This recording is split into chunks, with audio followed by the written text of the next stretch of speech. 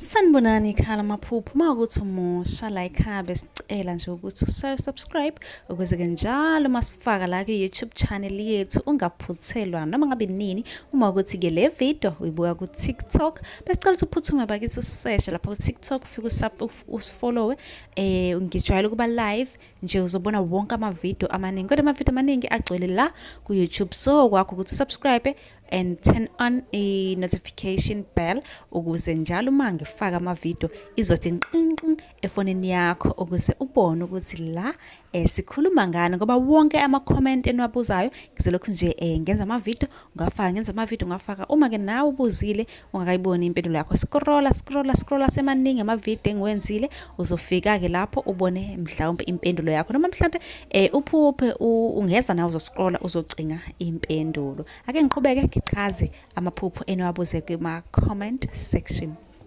Ake sikhulume ngamaqanda ukuthi amaqanda uma waphupha asuke ebika ukuthini. Kanti ke incazelo yamaqanda ingahlukaniseka kabili.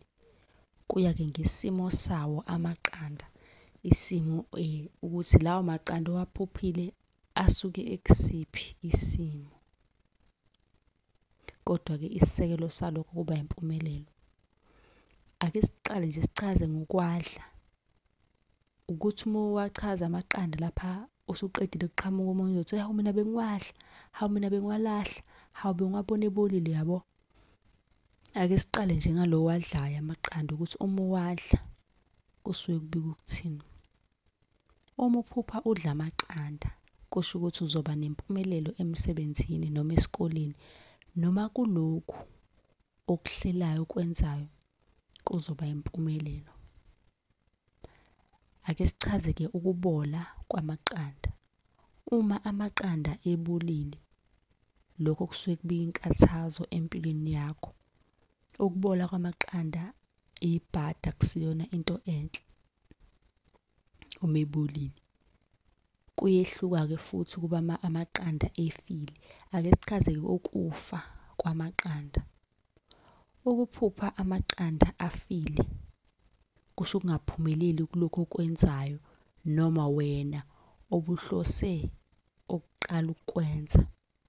Kungaba ke kwezemfundo, umsebenzi, ibhizinisi, uthando, njalo okuningi obuhlose ukwenza ulindele impumelelo.